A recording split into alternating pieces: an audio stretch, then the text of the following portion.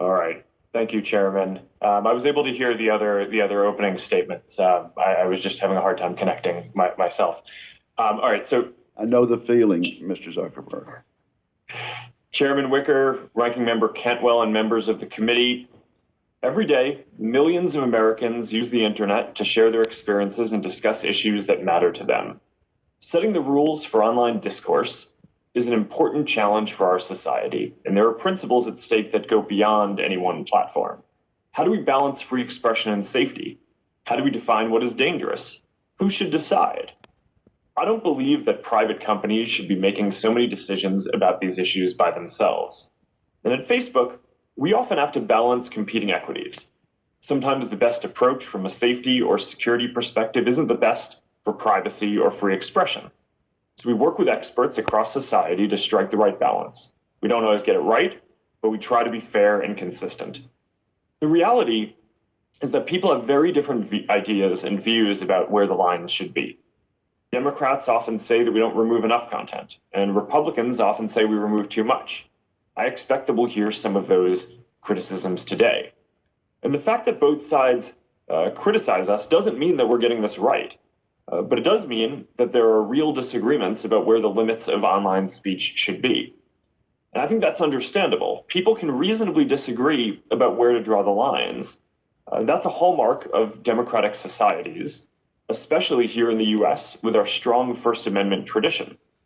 But it strengthens my belief that when a private company is making these calls, we need a more accountable process that people feel is legitimate and that gives platforms certainty. At Facebook, we publish our standards and issue quarterly reports on the content that we take down. We launched an independent oversight board that can overturn our decisions, and we've committed to an audit of our content reports. But I believe Congress has a role to play too in order to give people confidence that the process is carried out in a way that balances society's deeply held values appropriately, and that's why I've called for regulation. Right now, the discussion is focused on Section 230. Some say that ending 230 would solve all of the internet's problems. Others say that it would end the internet as we know it. From our perspective, Section 230 does two basic things.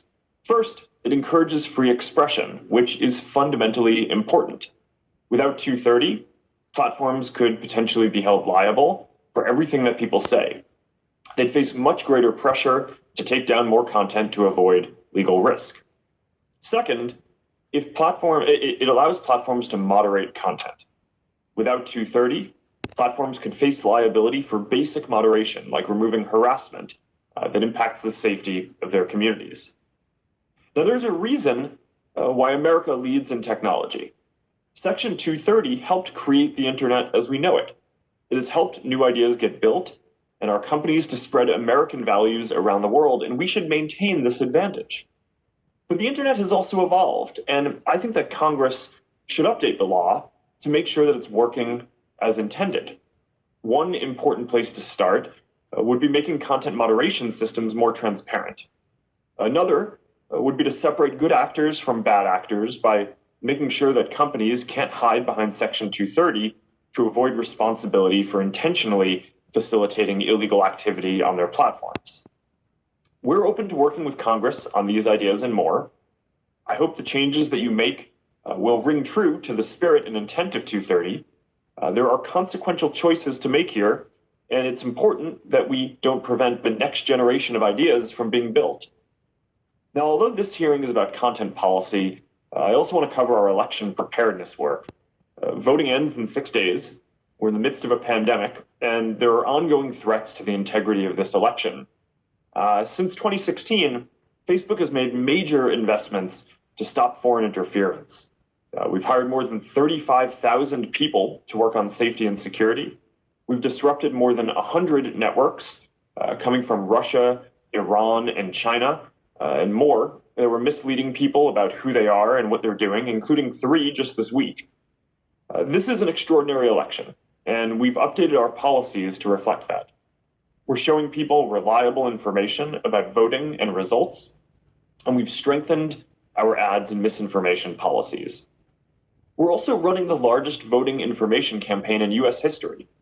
We estimate that we've helped more than 4.4 million people register to vote, and 100,000 people volunteer to be poll workers. Candidates on both sides continue to use our platforms to reach voters. And people are rightly focused on the role that technology companies play in our elections. I'm proud of the work that we've done to support our democracy. This is a difficult period, but I believe that America will emerge stronger than ever, and we're focused on doing our part to help.